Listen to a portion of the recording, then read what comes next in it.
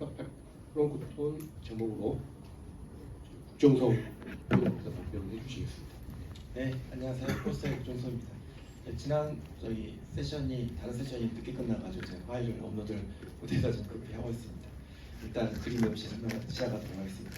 제가 오늘 제가 말씀드릴 내용은 황해하고 동중국해에 생지화 변수들이 있는데 이게 어떻게 영향을 받아가지고 이제 변하느냐. 그러니까 변하는 거는 인터애뉴얼, 그러니까 매년 어떻게 바뀌는지. 두 번째는 클라이밋 체인지가 됐을 때 어떻게 바뀌는지. 그 두 개에 대해서 초점을 맞췄고요. 그래서 지금 제가 오늘 말씀드릴 게 여러 가지 주제가 있는데 좀 크게는 세 가지를 말씀드릴 텐데 핵심만 빠르게 말씀드리도록 하겠습니다. 그래서 많이 준비가 됐네요. 첫 번째로는 그러면 황해와 동중국해의 생지화, 특히 이제 클로로필이 변하는데 그게 어떤 인자 영향을 줄까? 그래서 제일 우리가 먼저 생각할 수 있는 게 엘니뇨라고 생각을 합니다. 그래서 엘니뇨 지수와 황해 이 지역의 이제 상관계를 이제 구해봤는데요. 보시면 이 시기가 엘니뇨 피크 시기니까 관련성이 높습니다. 이런 관련성들이 점점 이제 시간이 지나면서 엘니뇨가 이제 디케이하는 시기거든요. 디케이하면 줄어듭니다. 줄어들게 되는데 미스테리하게도 이 14개월 후에 엘니뇨가 끝나고 2개월 후가 아니고 14개월 후에 이 지역에서 클로로필이 증가하는 현상이 발견이 되었습니다. 관측에 위성되어 있다고요. 그래서 이거를 매우 좁은 지역으로 생각할 수 있지만 확대해 보면은 상당히 넓은 지역에서 유의미한 파지티브 콜리레이션이 나타나는 걸 알 수 있습니다. 그래서 콜리레이션이 14개월 콜리레이션도 불구하고 0.58 정도 나타나는 걸 알 수 있습니다. 그래서 이러한 미스테리가 있는데 이러한 미스테리가 뭐냐? 그 원인을 이제 파악해 보았습니다. 그래서 미스테리 원인은 해양의 로스비파의 프로파게이션에 있다는 것입니다. 엘니뇨가 절정기에 이르면은 해양의 적도의 켈빈파가 동태평양에 도달해가지고 이게 에너지가 이제 코스탈 캐비네이브로 바뀌게 되고 코스탈 캐비네이브가 다시 아적도 지역의 로스베이브로 바뀌게 되는데요. 그렇게 되면은 그 로스베이브는 서진을 하게 되는데 동쪽 경계에서 서쪽 경계까지 가는데 6개월에서 9개월 정도가 걸립니다. 그래서 그걸 봤더니 보시면 이게 엘니뇨 절정기 이제 시기인데요. 이게 동태평양이고 서태평양입니다. 이게 지금 5도에서 10도 정도 평균한 건데 여기에 C레벨인데요. C레벨이 천천히 이렇게 서진하는 양상을 보일 수가 있습니다. 이 속도는 물론 완전히 프리웨이브는 아니기 때문에 폴스웨이브가 합쳐져 있기 때문에 로스웨이브로 가지는 속도가 일정하진 않지만 어느 정도 프리웨이브의 속도만큼 이게 동쪽 경계에서 서쪽 경계까지 도달하는 걸 알 수가 있었습니다. 그래서 우리가 이 미스테리의 원인은 이 로스비파가 서태평양에 도달해가지고 뭔가 그쪽 지역에 클로로필을 증가시켰다고 생각을 했습니다. 근데 이걸 정확히 몇 가지를 분석하려고 봤더니 관측에는 생지화 변수의 관측이 히스토리컬하게 있는 게 몇 개 없어가지고 그렇기 때문에 저희가 모형을 봤습니다. 모형에 장기적분한 결과를 봤더니 모형에서도 이러한 C레벨이 이렇게 쭉 올라가는 걸 볼 수가 있었습니다. 그래서 저희가 이제 생지화 변수를 여러 분석해봤는데 결론만 말씀드리면요. 그래서 봤더니 이제 이쪽 지역에 이제 서피스 클로로필하고 이제 나이트레이트하고 이제 콜레이션이 굉장히 높았고요. 그래서 클로로필 증가한 지역에 나이트레이트 증가했다. 그러면 나이트레이트가 왜 증가했냐 봤더니 저희가 이제 포커스 준 게 이 세 지역이고요. 이 지역은 해양의 라스비에이브가 도달하는 지역이고요. 그다음에 크로시어에서 이제 노스워드 프로파게이션이 되는 트랜스포트가 되는 지역이 블루밍 지역입니다. 그래서 여기 파란색, 여기 검은 점선, 칠선이 각각 3개인데 보시면 아시겠지만 라스피하고 도달했을 때 NO3가 이렇게 맥시멈이 되고 왜냐면 어벨링이 있기 때문에 맥시멈이 된 다음에 그래서 트랜스포트 이 지역에서 2, 3개월 후에 피크가 된 뒤에 그다음 1개월 후에 이 지역에서 피크가 됐어요. NO3가 이렇게 트랜스포트 돼가지고 이거에 의해서 이쪽 지역에 클로로필이 블루밍이 되었다라고 우리가 결론을 내렸습니다. 두 번째 주제로 말씀드리면요. 우리가 또 알고 있는 게 뭐냐면 엘니뇨가 디케잉, 소멸하는 시기에 여름철에 클로로필이 증가하는 현상입니다. 기존에는 이 연구가 좀 몇 가지 기존 연구가 있었는데 그 기존 연구에서는 이 양쯔강 여기 이쪽 남중 쪽에 강수가 많아지니까 그러면 양쯔강의 리브 디스차지가 많아지고 그러면 양양이 공급이 되니까 클로로필이 블루밍이 될 수 있다. 또 동의하는데 그래서 이제 저희가 이제 요거를 모형에서도 얼마나 모의하는지를 비교했는데 봤더니 전체적으로 클로로필이 증가하는 걸 볼 수가 있었습니다. 그런데 저희가 이제 뒤에 안 사진인데 여기에는 여기에는 사실 인산염이 이제 중요한데요. 이 리버 디스차지에 인산염이 포함이 안 됐다는 걸 이 모형 안에서는 그걸 뒤늦게 발견했습니다. 아 그렇다면은 이거 말고도 다른 메커니즘이 있겠다는 걸 저희가 이제 생각을 했고 그걸 했더니 보시는 바와 같이 그래서 이게 블루밍이 많이 일어나는 엘니뇨와 블루밍이 안 일어나는 엘니뇨를 비교해봤더니 이쪽에 윈디스에서 컬이 바뀌었다는 걸 보시면 윈디스에서 컬이 바뀌었다는 걸 알 수 있었습니다. 그래서 그 지역에서는 이 지역의 윈디스에 사이클로닉 컬이 발생했다. 사이클로닉 컬이 발생하면은 어웨일링이 만들어지기 때문에 이 심해에 있는 영양염이 충분히 올라와가지고 크로필 블루밍이 일어났다는 걸 우리가 알 수가 있었습니다. 그러면 이 사이클로닉 컬은 왜 생기느냐? 북서태평양에 그 필리핀시 안티사이클론을 해가지고 고기압성 흐름이 생기고 그거에 그 대기의 라스비파 프로파게이션에 의해서 여기에 사이클로닉 서큘레이션이 생기고 이 사이클로닉 서큘레이션이 어벨링을 만들고 이게 블루밍을 만든다는 것입니다. 그래서 이거 저희가 이제 모형에서 분석을 했으니까 아니 모형에서 새로운 메커니즘을 발견했으니까 이 새로운 메커니즘을 관측에서도 검증을 해봐야 된다라고 생각을 해가지고 관측에서 저희가 이제 검증을 해봤습니다.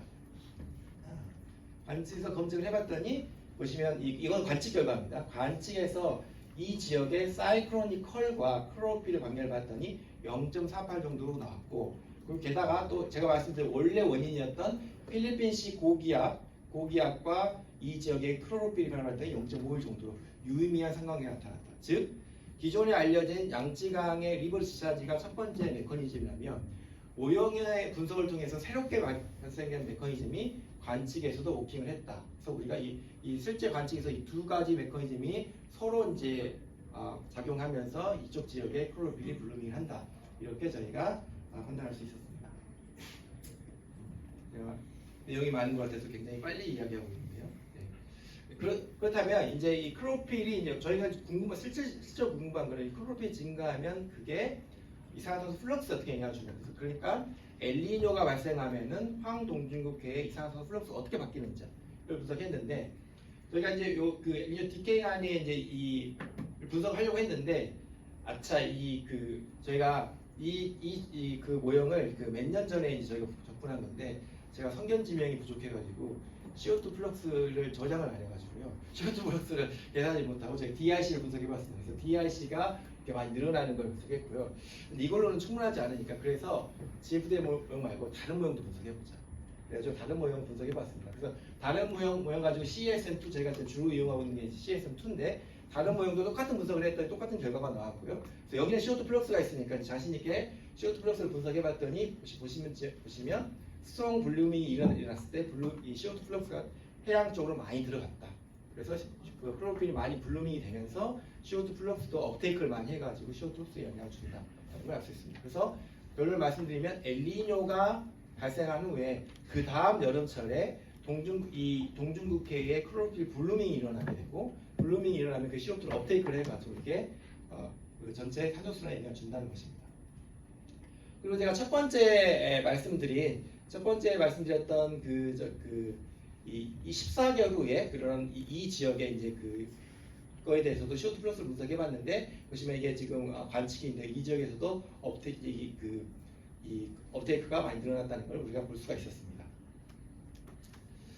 자, 그다음에 마지막 이제 주제인데요. 사실은 올해 이제 요거에 대해서 좀 더 저희가 시간을 더 많이 투자했는데 이때까지는 이제 많은 연구들이 이제 CME5나 CME6 이제 기존에 있던 모형들을 분석했는데 그러면 이제 주어진 시나리오 가지고 저희가 이제 분석을 하는 거고 근데 이제 우리가 이제 어떤 여러 가지 이제 기후변화 시나리오가 있었으니까 우리가 직접 돌려가지고 어떤 그 시나리오를 만들고 거기에 대해서 분석을 하자 그래가지고 저희가 이제 CSN2 가지고 이렇게 여러 가지 이제 시험을 수행하였습니다. 그래서 저희가 이제 하고 있는 건 뭐냐면 우리가 이제 CME6에서 SSP585가 이제 가장 많이 분석되고 있는 이제 시나리오인데 이게 CO2 증가 이 에미션이 이제 CO2가 이렇게 증가하고 있는데 요거를 이제 만들어내는 에미션을 반만 한 거하고 1.5배 하는 거 요 실험을 세 가지를 했습니다. 그래서 요 실험은 기존의 실험은 CO2를 고정한 실험, 대기 중에 CO2를 고정한 실험을 주로 많이 썼는데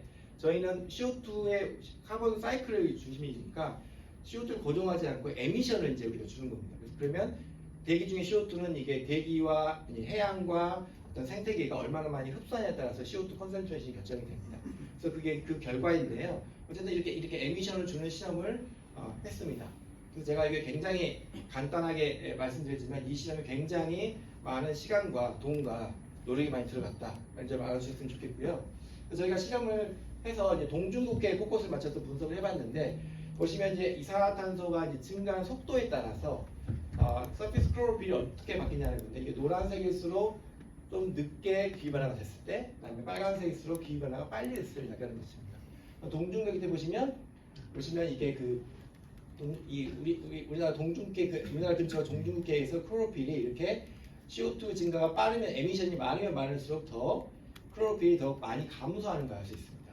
그 이유는 우리가 많이 아시다시피 글로벌 워밍이 되면 해양이 성층이 되기 때문에 뉴트리언트가 이제 리미테이션이 더 심화되게 됩니다. 그래서 뉴트리언트 이렇게 보시면 인산염과 질산염이 이렇게 리미테이션 됐고 또 동중국해에는 인산염의 감소가 더 크리티컬하게 작용하고 있다라는 것입니다. 제가 굉장히 급하게 왔지만 이제 마지막 슬라이드인데요. 그렇지만 이 마지막 슬라이드가 가장 제가 생각하기에는 가장 재미있는 결과고 우리가 의미 있게 따져봐야 할 결과라고 이제 생각을 합니다. 그래서 이 그림 보시는 그림 우리가 실험을 다시 했기 때문에 보통 우리가 분석을 할 때는 이제 시간에 따른 분석을 많이 하는데 저희가 어떤 분석을 했냐면 대기의 CO2의 농도에 따라서 어떻게 이제 양상이 바뀌는지 봤습니다. 대기의 CO2가 증가함에 따라서 이 동중국해 지역의 CO2 플럭스가 어떻게 바뀌고 있느냐는 것입니다.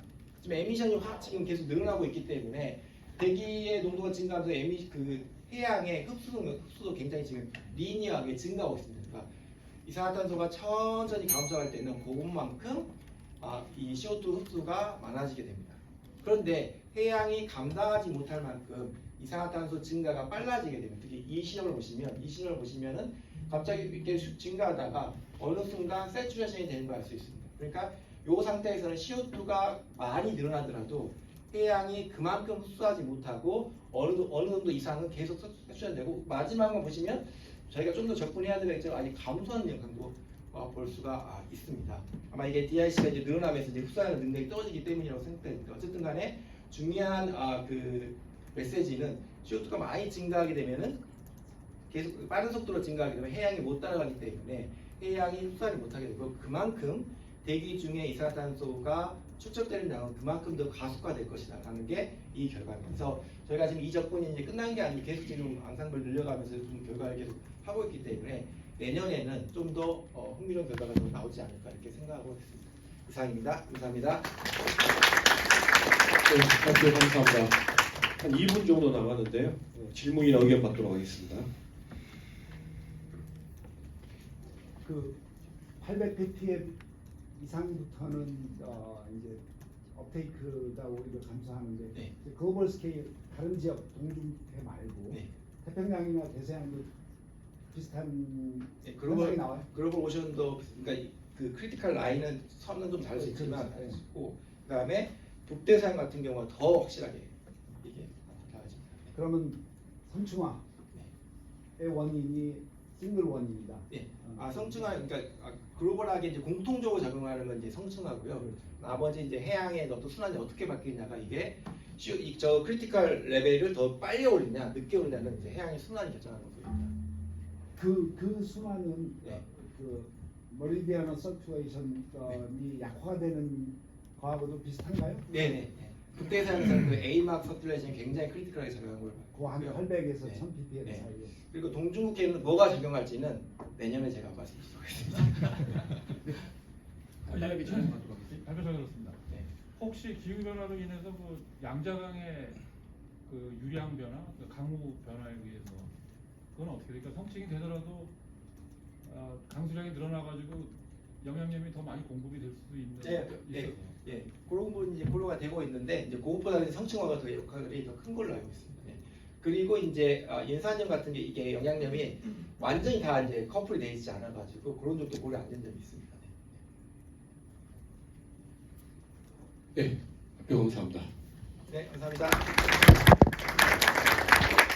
그러면 이어서